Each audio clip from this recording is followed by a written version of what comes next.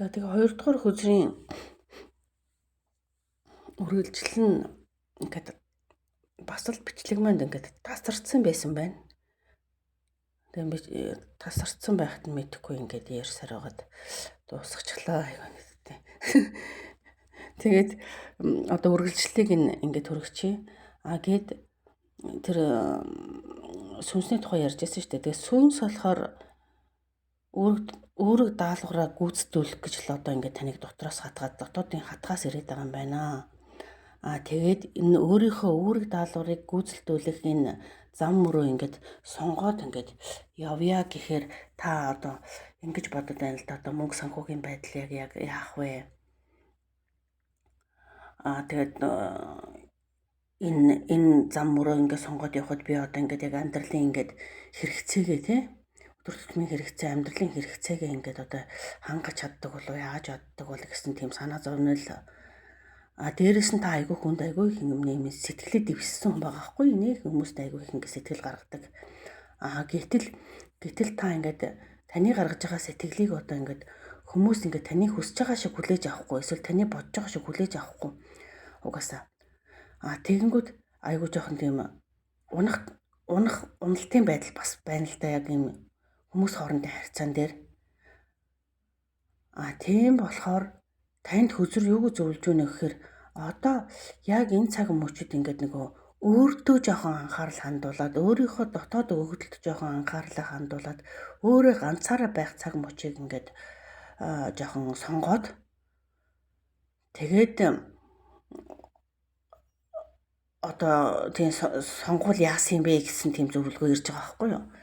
Тийм болохоор энэ яг энэ Seven of Pentacle гэдэг нь болохоор Pentacle-ийн хөзөр болохоор юу илэрхийлж байна гэхээр та энэ зам руу ингээд сонгоод явхад бол одоо тэр амьдралын одоо хэрэгцээ, наад захын шаардлага гэдэг санаа зовоод байгаа бүхэн чинь өөрөө ингээд хаашд ингээд аянд гарцсан ингээд явж хахад хаашд аандаа ингээд өөрөө цаанаасаа болноо тий. Ягаад гэвэл явж байгаа зам мөр хүсэл зорилго чинь өөрөө цагаан учраас бүх юм аандаа болноо. Амьдралын хэрэгцээ яг их юм болохгүй ч гэсэн өөрийгөө болгоод яваад байна гэсэн санаа гэлж байгаа байхгүй. Та баяжна гэж бол хэлээгүй. Тэгтээ наад захын амьдралын хэрэгцээнд дээр бол та санаа зовох юм байхгүй. Хааш тийм юм чинь аяндаа болноо гэсэн санаа гэлж байгаа. Гэтэл энэ ажлаа энэ чигээр үргэлжлүүлээ яваад байх юм бол яг яах вэ гэхээр явандаа та эд баялагийг тэгээд ургацаа хурааж авна гэдэг шиг тийм явсан зорилгынхоо одоо нэг хүслээ биелүүлээд ургацаа хурааж авнаа. Энэ нь болохоор та мөнгө санхүүтэй, эд баялагтай, хоол хүнстэй юмтай байна. Тэр тал дээр бол одоо хааш нэг өсөлт дэвшилт ирнэ гэсэн санаа. Тэг бүр эцэстээ болохоор яг яах вэ гэхээр та айгүй байр суурь олсон энэ чиглэлдээ өөртөө ихтэй байр суурь олсон одоо бүх юм тийм гоё сэтгэл хангалуун айгүй тэр явж байгаа замынхаа одоо оргилд нь хүрнэ гэж хэлж байгаа. Тэгээд энэ дээр болохоор яг юу нэмэгдэх вэ гэхээр танд бол нэлээд юм нэг ажил нэмэгдэнэ.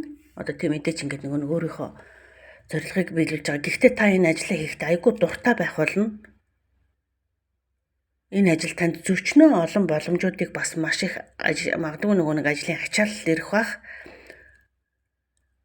Гэхдээ хүн чинь нэг дуртай юм сүнсний зорилгоо хийж байгаа тохиолдолд өрөөсөө тэгэж нэг ядардгүй цуцдаггүй бүр өдрөөс өдөрт л улам ингээд айгу мундаг болоод хийгээд байдаг байхгүй юу? Тийм болохоор та ийм болноо ирээдүйд хэрв энэ ажлаа хийх юм бол гэд. Тэгээд танд ингээд анхааруулга мессеж юу байна вэ гэдэг ингээд асуухаар энэ хөзөр ирж байгаа. Six of Swords гэсэн хөзөр. Энэ болохоор 6-гийн сэлэм гэсэн хөзөр. Тэгээд 6-гийн сэлэм гэдэг хөзөр нь болохоор та одоо анхааруулга мессеж болохоор та одоо бүгднтэй те одоо ингээд бүх нийгэмтэй бүх ингээд мэдээж нийгмийн харьцаанд байгаа. Гэхдээ нөгөө нэг хэвэнд цутгацсан юм шиг зөвхөн ажил гэр хоёрын хооронд хамтралч гэдэг юм уу одоо ингээд нэг хэвэн цутгацсан юм шиг ингээд яваад байдаг энэ амьдралаасаа одоо ингээд өөр өнцгөр рүү өөр газар руу одоо ингээд нөгөө нэг харах шаардлага танд байна. Та бусдаа ингээд ижил биш шүү дээ. Таны сүнсний өгөгдөл зориг өөрөө айгүй өөр хүн байгаад байгаа байхгүй юу? Тийм болохоор та өөрийгөө ингээд нөгөө нэг бусдаас өөр замыг яагаад сонгож болохгүй гэж гисэн санаа анхааруулга ирж байгаа. Тэгээд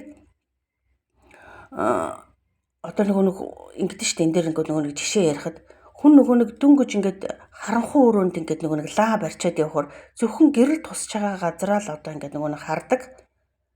Тэгээ гэрлээс гадуур тэр харанхуй газар яг юу байгааг юу ч мэддэггүй учраас ингээд үйлдэл хийж чаддаггүй. Тийм болохоор харанхуй газарт чинь өнөөдрийн одоогийн чиний байгаагаас илүү асар их боломж, асар их юу ч байж болно штэ. Энэ дээр анхаарлаа хандуулаарай гэсэн мессеж ярьж байгаа. Тэр харанхуй газар руу харах ингээд танд хүсэл тэмүүлэл байгаад ах шиг байгаа байхгүй юу? Энийний цаана юу байдаг бол ийшээ нэг харж үзмээр байна гэсэн тийм хүсэл тэмүүлэл танд бол байх шиг байгаа. Гэтэл танд нөгөө нэг зориг хүрхгүй нэгээс нь айдас аваад байгаа байхгүй юу? Энэ айдас, энэ хүсэл тэмүүллийнхаа төлөө та одоо нөгөө бурханд залбирах хэрэгтэй.